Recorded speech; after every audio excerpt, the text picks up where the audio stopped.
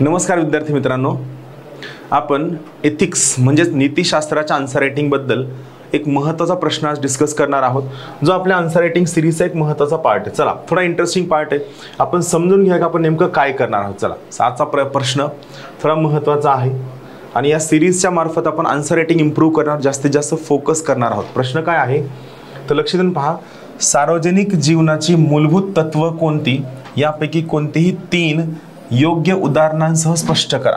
आता इथं काय आहे, एका पर्टिक्युलर अभ्यासानंतर तुम्हाला प्रत्येकाला इथिक्स मधला प्रत्येक शब्द, प्रत्येक कन्सेप्ट, प्रत्येक गोष्ट खूप चांगली माहिती असणार आहे। मग असं असतानाच काही लोकांना खूप चांगले मार्क्स पडतात आणि काही लोकांना मार्क पडत नाहीत। असं का होतं? याला सगळ्यात पहिलं कारण आहे भाषा, लँग्वेज। पण आपण या ठिकाणी भाषेबद्दल बोलायला आलेलो नाहीये, लँग्वेजसाठी आपण वेगळ्या पद्धतीने चर्चा करणार आहोत।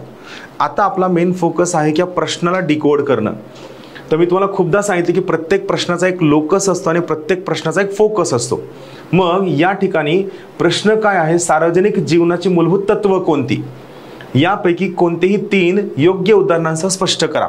मग या क्वेश्चन मध्ये लक्षात घ्या, या क्वेश्चनचा लोकस म्हणजे ज्या सिलेबसच्या कोणत्या पार्टवरनं प्रश्न विचारलाय त्या क्वेश्चनचा लोकस आहे सार्वजनिक जीवन, ज्याला आपण इंग्लिश मध्ये म्हणतो पब्लिक लाईफ। लक्षात घ्या, पब्लिक लाईफ हा जो शब्द आहे ही खूप विस्तृत टर्म आहे, खूप वाईड टर्म आहे।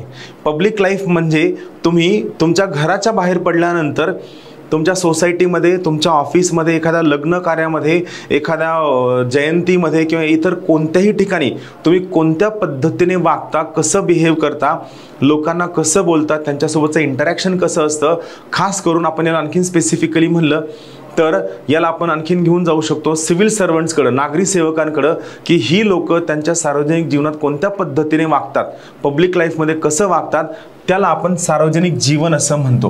पण हा जो प्रश्न आहे, तुम्ही जर प्रश्न व्यवस्थित वाचला असेल तर लक्षात घ्या, हा प्रश्न राजकारणी किंवा सिव्हिल सर्वंट किंवा सनदी अधिकारी यांच्या सार्वजनिक जीवनाबद्दल नाहीये, हा प्रश्न प्रत्येकाच्या सार्वजनिक जीवनाबद्दल आहे, प्रत्येकाच्या। म्हणून काय आहे, सार्वजनिक जीवनाची मूलभूत तत्व कोणती, कुणाची विचारलं नाहीये, सार्वजनिक जीवनाची मूलभूत तत्व कोणती प्रत्येकासाठी।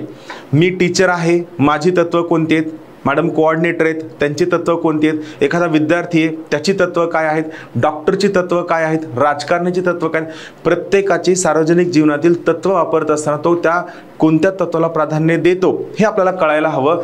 त्या सोयीने जेव्हा तुम्ही तुमचा प्राधान्यक्रम ठरवता मग तुमचं उत्तर चेंज होतं। पहा, तर या क्वेश्चन मध्ये सार्वजनिक जीवन हे लोकस आहे, याला तुम्ही 30% महत्त्व द्यायला हवं। तर फोकस, सार्वजनिक जीवनाची तत्व म्हणजे तुम्ही सार्वजनिक जीवनात वावरत असताना कोणत्या तत्वांचा वापर करायला हवा, कोणती मूलभूत पद्धतीने वागायला हवं, याला तुम्ही 70% महत्त्व द्यायला हवं। लक्षात घ्या, जर तुम्ही सार्वजनिक जीवनाबद्दल लिहित बसलात तर तुम्हाला फक्त 30%पैकी मार्क पडतील, पण जर तुम्ही याला 30% वेटेज दिलं आणि याला 70% वेटेज दिलं तर मात्र तुम्हाला 100%पैकी मार्क पडतील।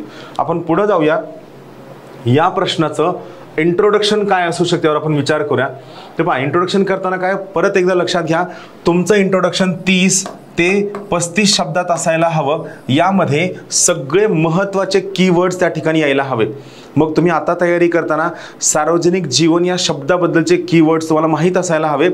पहिल्या 30 ते 35 शब्दांमध्ये सार्वजनिक जीवनात तत्वांचं महत्त्व काय आहे, आपण आपल्या पब्लिक लाईफमध्ये सार्वजनिक जीवनामध्ये नॉर्मली वागणं आणि आपण आपल्या पब्लिक लाईफमध्ये सार्वजनिक जीवनामध्ये तत्वांचा वापर करून वागणं, या दोन्हीमध्ये डिफरन्स काय हे तुम्ही सांगू शकता। किंवा सरळ सरळ जर एखादा व्यक्ती त्याच्या सार्वजनिक जीवनामध्ये तत्वांचा वापर करून जर वागला तर याचं बेनिफिट काय, याचा काय सिग्निफिकन्स आहे, याबद्दल तुम्ही पहिल्यांदा 30 ते 35 शब्दांमध्ये लिहायचं आहे। याला तुम्ही उलटं सुद्धा लिहू शकता, जर समजा एखाद्या व्यक्तीने त्याच्या सार्वजनिक जीवनात तत्वांचं पालन नाही केलं तर त्यामुळे सोसायटीला काय नुकसान होऊ शकतं हे सुद्धा तुम्ही दुसरं एक इंट्रोडक्शन करू शकता। आलं लक्षात? मग याचा पुढचा पार्ट आहे, तो पार्ट आहे सार्वजनिक जीवनात नेमकी महत्त्वाची तत्व कोणती आहेत। आता पहा, ही सगळीच्या सगळी तुम्हाला समजून नाही सांगायची, कोणती तत्व आहेत, सार्वजनिक जीवनात पाळावी लागणारी मूलभूत तत्व, मूलभूत फंडामेंटल, की जे बदलत नाहीत म्हणून त्यांना मूलभूत म्हणलं जातं, फंडामेंटल म्हणलं जातं। तत्व कोणती आहेत ही तुम्हाला सगळी माहिती आहेत। यावर आपण डिस्कस नाही करणार, आपण अप्रोच समजून घेणार. मग तुमच्या सार्वजनिक जीवनात महत्त्वाची तत्व कोणते पहा. निस्वार्थीपणा आहे, सचोटी आहे, वस्तुनिष्ठता, उत्तरदायित्व, मोकळेपणा. याला आपण इंग्लिशमध्ये एक शब्द आहे, याला आपण म्हणतो ओपननेस. मोकळेपणा, ओपननेस. त्यानंतर पुढची तत्व आहेत प्रामाणिकपणा, नेतृत्व, बंधुभाव. याला आपल्या संविधानातला एक शब्द आहे, तुम्ही ऐकलं असेल, फ्रॅटर्निटी.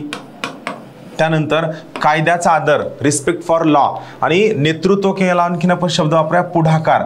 ॲक्च्युली इथिक्सच्या पुस्तकात एक शब्द आहे ज्याला आपण काय म्हणतो, इनिशिएटिव्ह.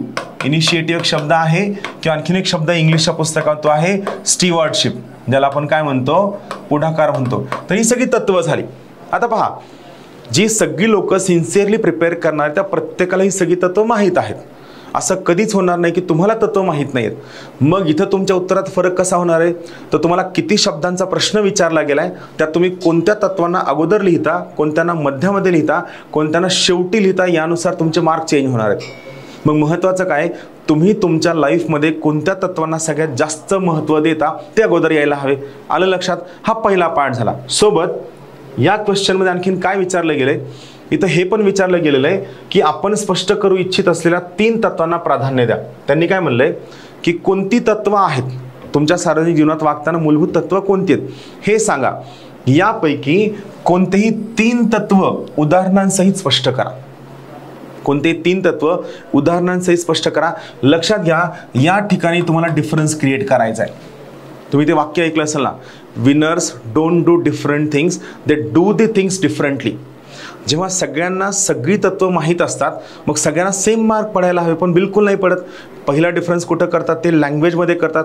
दुसरा डिफरन्स ते इथं करतात की जेव्हा मला 10-12 सार्वजनिक जीवनातील तत्व माहीत आहेत, मग यापैकी मी कोणते 3 तत्व ठरवू, अशा कोणत्या 3 तत्वांना मी प्राधान्यक्रम देऊ की ज्यामुळे मला जास्त मार्क्स मिळतील. आणि लक्षात घ्या, ही तुमची चॉईस आहे. Every time you have to think की मला जास्त मार्क्स कसे पडू शकतात. तर या ठिकाणी तुम्हाला हा विचार करायचा आहे की मी माझ्या सार्वजनिक जीवनामध्ये कोणत्या 3 तत्वांना जास्त महत्त्व दिलं, किंवा या ठिकाणी उत्तर लिहिताना कोणत्या 3 तत्वांचं उदाहरण देऊ की ज्यामुळे मला जास्त मार्क्स पडायला हवे. See, this is bouncer. इथं तुम्ही काय करू शकता, इथं तुम्ही 6 मारू शकता. आणि जर तुम्ही इथं चुकलात तर लक्षात घ्या, तुम्हाला सर्वसाधारण मार्क्स पडतील आणि तुम्ही परत पुढच्या वर्षी मेन्सला असाल. 3 तत्व तुम्हाला स्वतःला ठरवायचे, ही तुमची चॉईस आहे, ही तुमची क्रिएटिव्हिटी आहे, हा तुमचा इंटेलेक्ट आहे. तर हे तुम्हाला ठरवायचं आहे, उदाहरणं द्यायचे ज्याचा तुम्ही अभ्यास केलेला असणार आहे. मग सगळ्यात शेवटी निष्कर्ष, कन्क्लुजन. प्रत्येक वेळेस लक्षात ठेवा, कन्क्लुजन कसं असावं, सोल्युशन देणारं असावं, फ्युचरिस्टिक असावं. मग या ठिकाणी कन्क्लुजन काय आहे, तर सार्वजनिक जीवनात मूलभूत तत्वांचं पालन केलं तर काय होतं, आपल्याला बेनिफिट काय मिळतात हे तुम्हाला लिहायचं आहे कन्क्लुजन करताना.